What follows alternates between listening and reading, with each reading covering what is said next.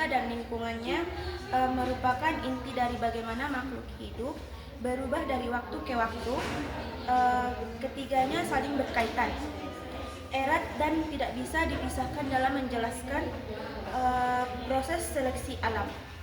Yang pertama, evolusi adalah perubahan sifat-sifat makhluk hidup dalam populasi generasi ke generasi dalam jangka waktu yang lama. Perubahan ini dapat berupa bentuk tubuh atau morfologi, fungsi tubuh fisiologi, maupun perilaku. Yang kedua, ada genetika. Genetika adalah cabang biologi yang mempelajari pewarisan sifat melalui gen. Gen membawa informasi yang menentukan karakteristik individu seperti warna kulit, bentuk tubuh, dan karakteristiknya atau kemampuan bertahan hidup. Dan selanjutnya ada lingkungan. Lingkungan mencakup semua faktor eksternal yang mempengaruhi kehidupan organisme seperti suhu, makanan, dan predator, penyakit, dan kondisi habitat. Yang kedua, ada hubungan evolusi, genetika, dan lingkungannya. Ketiga komponen ini saling terhubung dalam satu sistem. Yang pertama, genetika sebagai dasar evolusi.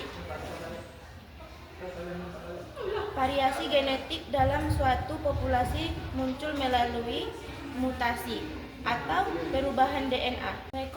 Rekomendasi gen saat reproduksi. Variasi ini menyebabkan setiap individu melalui sifat yang berbeda. Tanpa variasi genetik, evolusi tidak bisa terjadi. Yang kedua, ada lingkungan sebagai penyeleksi. Lingkungan menentukan sifat yang mana menguntungkan dan yang mana yang merugikan. Contohnya, di daerah dingin, hewan berbulu tebal lebih mampu bertahan hidup. Di lingkungan dengan banyak predator, hewan yang cepat lebih mudah selamat. Lingkungan ini memilih individu yang paling cocok. Yang ketiga, ada evolusi sebagai hasil akhir. Individu yang memiliki sifat menguntungkan, yaitu lebih mampu bertahan hidup, lebih banyak berkembang biak. Akibatnya, gen yang menguntungkan akan lebih sering diwariskan. Terjadi perubahan kombinasi gen dan dalam populasinya. Di mana makhluk hidup yang paling sesuai dengan lingkungan akan bertahan dan berkembang biak.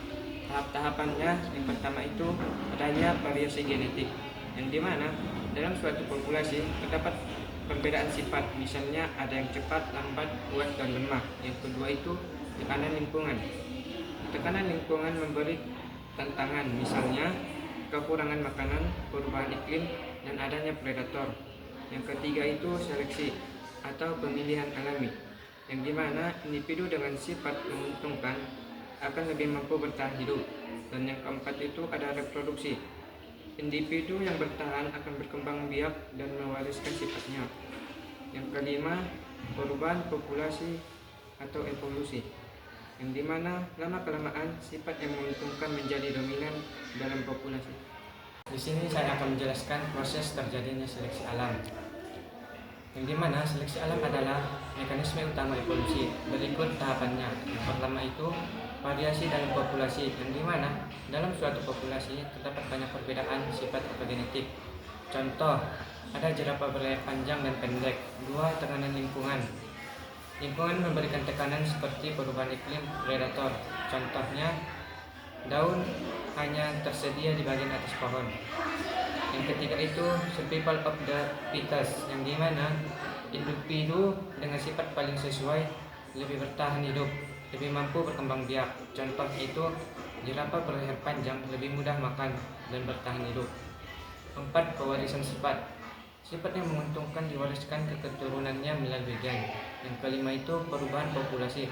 Seiring waktu, jumlah individu dengan sifat unggul meningkat, populasi mengalami perubahan atau berevolusi. Yang keempat itu contoh nyata seleksi alam. Yang pertama ada Nengat Biston Betullaria, yang dimana sebelum revolusi industri warna cerah lebih dominan. Setelah lingkungan yang menjadi gelap, warna gelap lebih bertahan. Lingkungan mengubah arah seleksi. Yang kedua itu ada bakteri resisten antibiotik. Bakteri yang kebal antibiotik bertahan, bakteri yang tidak kebal mati. Terjadinya evolusi resistensi. Dan yang kelima itu interaksi dinamis ketiganya, yang dimana hubungan ini bersifat khusus. Genetika menghasilkan variasi, lingkungan menyelesaikan variasi, evolusi perubahan populasi. Perubahan ini kembali mempengaruhi interaksi dengan lingkungan. Cukup sekian pemaparan materi dari kami. Bila ada kata yang salah, kami mohon maaf. Assalamualaikum warahmatullahi wabarakatuh.